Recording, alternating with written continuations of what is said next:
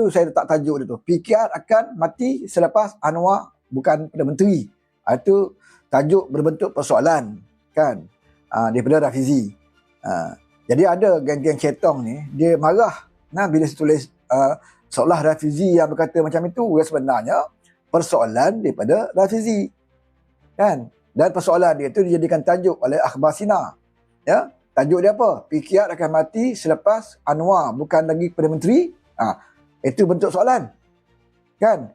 Kita tak katalah Rafizi kata macam itu. Cuma Rafizi menimbulkan persoalan, pertanyaan, dan pertanyaan itu terbuka kepada sesiapa yang nak menjawab. Jadi saya buat live ni, saya nak jawab lah. Saya nak jawab persoalan itu kan. Ada orang kata, Abang Wan ni baca tajuk je kan, tak dengar podcast sampai habis, tajuk je, Sahabat Sina keluar tajuk macam tu. Saya kata betul lah kan. Saya dah dengar podcast tu dan saya faham apa yang disiarkan oleh Sina itu betul. Maksudnya selepas Anwar ni, kalau Anwar dah tak jadi Perdana Menteri, hancur ke keadilan. Itu adalah persoalan yang ditinggalkan oleh Rafizi. Bukan Rafizi kata, bukan Rafizi tuduh. Dan bila kita mengulas, ada macam-macam ulasan lah, pro kontra, berbezaan dalam memberikan pandangan. Dan saya punya pandangan, ada pandangan saya tersendiri. Kan? Saya berdasarkan pada fakta, berdasarkan pada sejarah parti itu sendiri. Kan? Berdasarkan pada itu sendiri. Pertamanya, Parti Keadilan ini, seperti mana saya pun dengar podcast dia dulu, dia kata PKR ini adalah Parti Anwar. Itu dah Fizi sebut dalam podcast dia sebelum ini. Dia kata PKR ini, Keadilan ini adalah Parti Anwar Ibrahim. Kan? Di situ saya dah nafikan dan saya pernah jawab sebelum ini. Kan? PKR, Parti Keadilan bukan Parti Anwar. Tetapi keadilan wujud kerana Anwar. Itu dia beza. Dia beza. Kan? Keadilan bukan Parti Anwar Ibrahim. Maknanya Anwar tidak boleh buat sesuka hati dengan parti dia. Dia nak bubar ke tak bubar ke, dia nak buat peraturan, buat perlembagaan, nak pindah perlembagaan, nak buat sistem pemilihan parti macam mana. Tak boleh ikut kepala Anwar seorang. Kalau parti dia punya, dia boleh buat. Kalau parti dia punya, suka hati dia nak buat lah parti dia. Kan? Dia tak payah buat perlembagaan, buat apa, parti dia. Kan? Ada orang nak ikut dia. Tapi sekarang ni Parti Keadilan bukan Parti Anwar Ibrahim. Sebab tu saya menafikan apa yang disebut oleh Rafizi. PKR ni Parti Anwar. Saya kata bukan. PKR bukan Parti Anwar. PKR wujud kerana Anwar, itu betul. Itu tak boleh. Sejarah tidak boleh menipu. Kan? Sejarah tidak boleh menipu. Kewujudan Parti Keadilan itu adalah kerana Anwar Ibrahim. Kerana memperjuangkan keadilan dan kezaliman yang dikenakan kepada Anwar Ibrahim. Itu fakta. Maknanya, kalaulah Anwar Ibrahim tidak dizalimi, Anwar Ibrahim tidak difitnah, Anwar Ibrahim tidak diberikan keadilan, dan Anwar Ibrahim ketika itu berada dalam UMNO, maka keadilan tidak wujud. Parti Keadilan tidak wujud.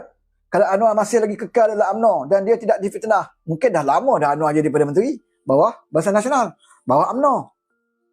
Tetapi oleh kerana dia difitnah, kerana dia dizalimi, dia dipenjarakan, dia dipecat pula daripada UMNO, maka dia menubuhkan parti. Dan parti yang ditubuhkan itu dalam perlembagaannya bukanlah parti milik dia. Kan? Parti untuk rakyat Malaysia. Sebab itu dia itu keadilan untuk semua.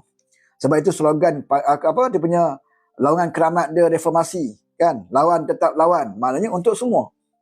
Bukan untuk dia. Banyak kita boleh buktikan bahawa perjuangan keadilan ni bukan untuk Anwar Ibrahim. Kan?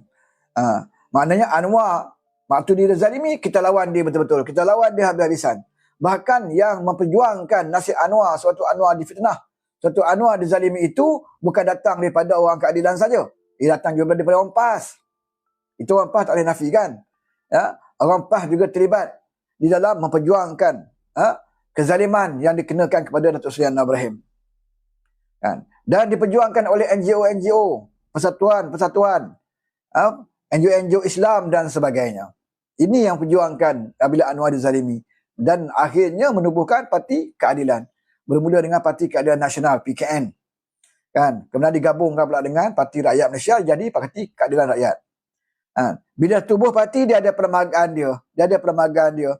Dia ada struktur dia yang ditetapkan. Kan? Waktu itu bukan lagi parti ini diwujudkan untuk Anwar Ibrahim. Tubuh saja Parti Keadilan adalah untuk memperjuangkan keadilan. Lawan kezaliman, tegakkan keadilan.